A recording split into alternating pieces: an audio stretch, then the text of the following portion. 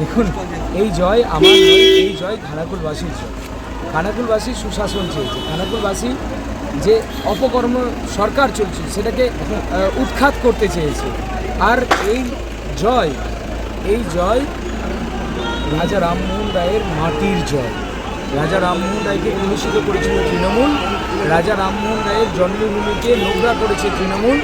সেই নোংরা পরিষ্কারের দায়িত্ব আমরা নিয়েছি, জনগণ আমাদের কাঁধের সেই নোংরা পরিষ্কার করার দায়িত্ব ছাড়িয়েছে। আমরা জনগণের কাছ থেকে দ্বিতীয়বার আশীর্বাদ নিয়ে আমরা খানাকুলকে নবরূপে গঠন করব, খানাকুলকে উন্নত করব, উন্নত রেলপথ, ব্যবস্থা, কাঠের বাসের সেতু নির্মাণ, সেই সঙ্গে পশ্চিমবাংলায় সুশাসন তৈরি করা।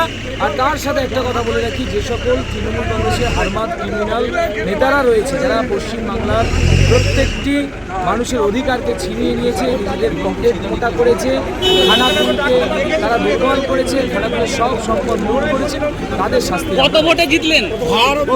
প্রায় 34,500 ভোটে আমরা।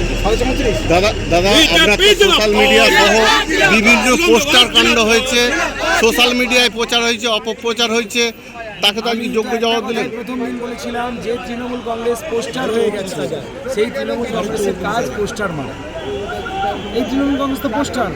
আজকে দেখুন না, কোথায় কোথায় দিদি ভাইপো অভিষেক ব্যানার্জির লম্পঝম্প কোথায়? খানাকুলে এসে উনি দাঁড়িয়ে বলছেন যে 4 তারিখের পর দেখে নেব, 4 তারিখের পর খানাকুলের মায়েদের বোনেদের দেখে নেব। কোথায় গেল অভিষেক ব্যানার্জি সেই হাওয়া? এর বিরুদ্ধেই কি ভোট? অভিষেক ব্যানার্জিকে ছুড়ে ফেলেছে। আপনাকে তো লম্পট রাজা বলছে তৃণমূল প্রার্থী। কারা লম্পট আর কারা দুর্নীতিবাজ এটা জনগণ পরিষ্কার করে দিয়েছে, আমাদেরকে আর বলতে হবে। এবং যখন বাইরে যখন যাচ্ছিল, অহংকার ঔদ্ধত্যের পতন। পশ্চিমবাংলায় যে চোরের রাজ 15 বছর ধরে চলেছে, যে চুরি করেছে, আজকে যুব সমাজ কাজ হারা, চাকরি হারা, তারা কাঁদছে, চাকরি নেই, মহিলাদের নিরাপত্তা নেই, শিশুদের ভবিষ্যৎ নেই। সুরজিৎ চেয়েছে ভবিষ্যৎ করার জন্য খানাকুলকে নবরূপে সাজানো, পশ্চিমবাংলাকে নতুন এক পশ্চিমবাংলা। পরাজিত প্রার্থী যখন বেরিয়ে যাচ্ছেন কাউন্টিং হল থেকে ছেড়ে, তখন তাকে চোর চোর স্লোগান। চোরকে তো চোরই বলবে।